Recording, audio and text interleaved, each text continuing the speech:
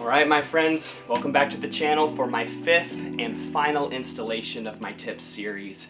We've gone through 12 tips, starting with the arms, then going to the legs, then your core, and then putting it all together with a few extra tips.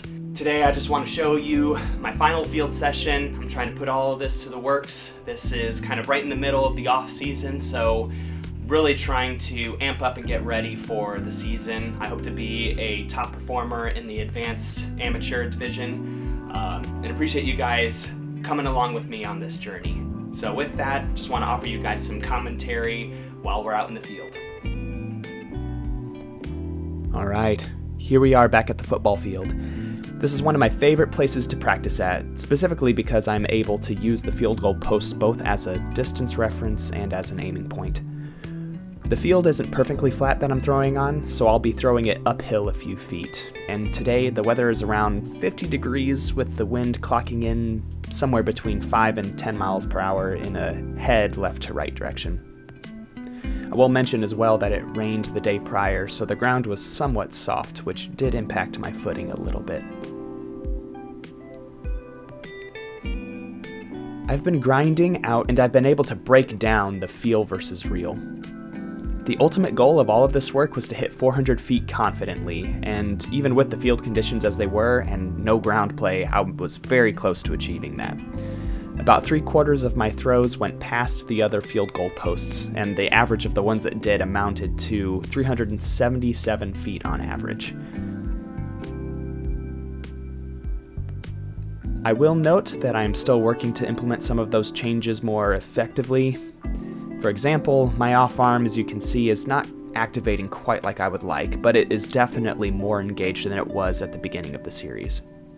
By focusing on these tiny improvements, although they're not executed 100% perfectly, have all contributed to my overall growth.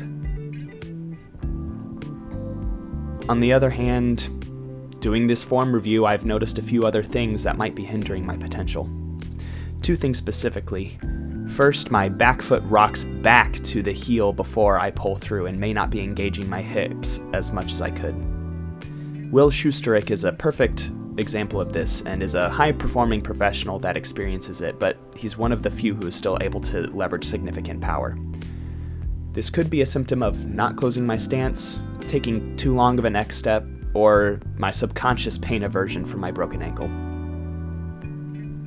Second, the disc at peak reachback is in line with my body.